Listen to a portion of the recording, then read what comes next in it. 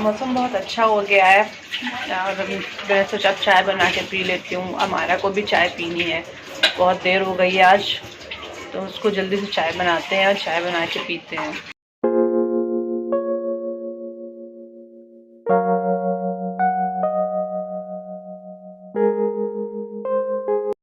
अस्सलाम वालेकुम दोस्तों, आप सब कैसे हो?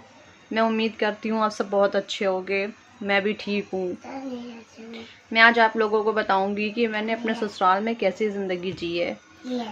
मैंने अपने ससुराल में एक नौकरानी वाली ज़िंदगी जी है। मुझे वहाँ पे लोग ऐसे ट्रीट कर देते हैं जैसे मैं उस घर की बहू नहीं हूँ, मैं उस घर की नौकरानी हूँ। जब मेरी शादी हुई थी, शादी होने के रिसेप्शन जब मेरा हो गया था, रिसेप्शन के 3 दिन बाद ही मेरे सास ने मुझसे कहा था कि तुम्हें घर के सारे काम करने हैं। मैं ये सोच के थोड़ा शॉक्ड हुई थी, इसलिए क्योंकि मेरी शादी के अभी 3 ही दिन हुए थे और 3 दिन के बाद ही मुझसे बोला गया था कि घर के सारे काम। लेकिन फिर मैंने इन सब बातों को इग्नोर किया। मैंने सोचा कि चलो कोई बात नहीं।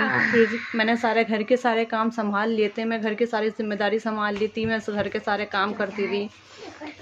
मैं सुबह से लेके रात तक घर के सारे कामों को करती थी। मैं आप लोगों को बता दूं कि मेरे ससुराल में 20 लोग रहते हैं। मेरे 6 देवर हैं, 4 नंदे हैं। मेरी जो नंद तलाकशुदा नंद है उनके बच्चे हैं, मेरे हस्बैंड हैं, उनके मामा मामी हैं। तो सबको मिला के 20 लोग थे घर में। उन 20 लोगों का मैं अकेले काम करती थी। मैं सुबह से उठ के शाम तक बस मैं काम ही काम करती रहती थी। खाना बनाना, साफ़ सफाई करना, कपड़े धोना। मैं इतना ज़्यादा थक जाती थी कि मुझे समझ ही नहीं आता था कि मुझे अपने लिए थोड़ा सा भी टाइम ही नहीं मिलता था।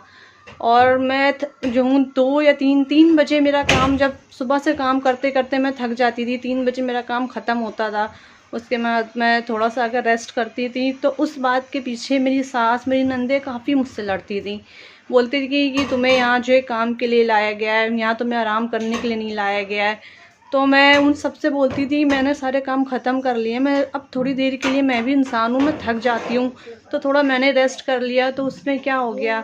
इस बात के पीछे भी काफ़ी लड़ाई होती थी। वो मेरे हस्बैंड से पता नहीं क्या क्या उल्टी सीधी बातें करती थी कि ये जो है पूरा दिन सोया करती है, ये घर के कोई काम नहीं करती है, जबकि मैं पूरे घर के काम करती थी।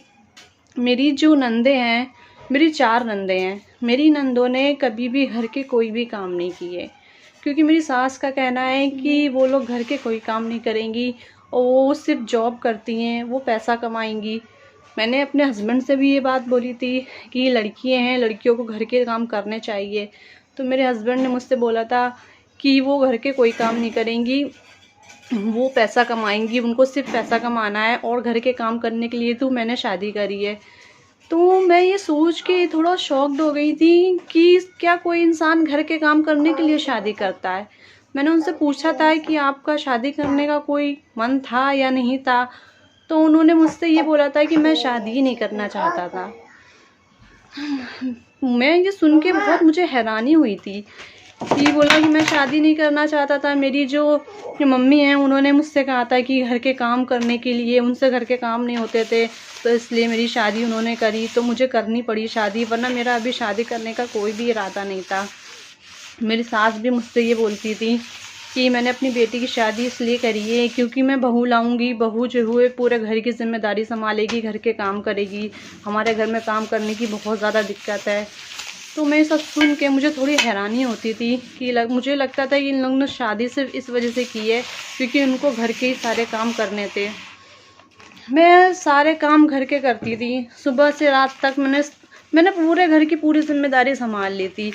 लेकिन उसके बाद भी पता नहीं क्यों ये लोग मुझे कुछ ना कुछ परेशान करते रहते। जब मेरे हस्बैंड आते थे तो वो जो हूँ काफ़ी मतलब उनका बिहेवियर मेरे साथ अच्छा नहीं रहता था। मैं उनसे पूछती थी क्या हुआ, तो वो मुझसे कुछ ना कुछ कहते थे, आज तुमने ये किया, आज मैंने वो किया। तो मैं कहती थी मेरी ये सारी जो बातें हैं मेरी सास नंदे ही उनसे बोला करती थी। तो मैं उनसे कहती थी कि नहीं ऐसा कुछ भी नहीं है, मैंने ऐसा कुछ भी नहीं किया है। मैं काफ़ी उनको समझाती थी लेकिन उनको मेरी बातें समझ में नहीं आती थी, वो नहीं समझते थे। ऐसे करते करते काफ़ी टाइम गुजर गया। लेकिन जब प्रेगनेंसी हुई तब मेरे साथ बहुत ज़्यादा हद पार हो गई। प्रेगनेंसी की हालत में ही मैं घर के सारे काम करती थी। उसके बाद मतलब मुझे इतनी ज़्यादा मतलब खुजली हो गई थी कि मुझसे घर के काम हो ही नहीं पाते थे, मैं काफ़ी बीमार रहती थी। तो उस बात के पीछे काफ़ी मेरी सास नंदे मुझसे लड़ती थी और हस्बैंड ने तो मेरे साथ मारपीट तक करी। लेकिन फिर भी मैंने बहुत बर्दाश्त किया, मैंने काफ़ी बर्दाश्त किया।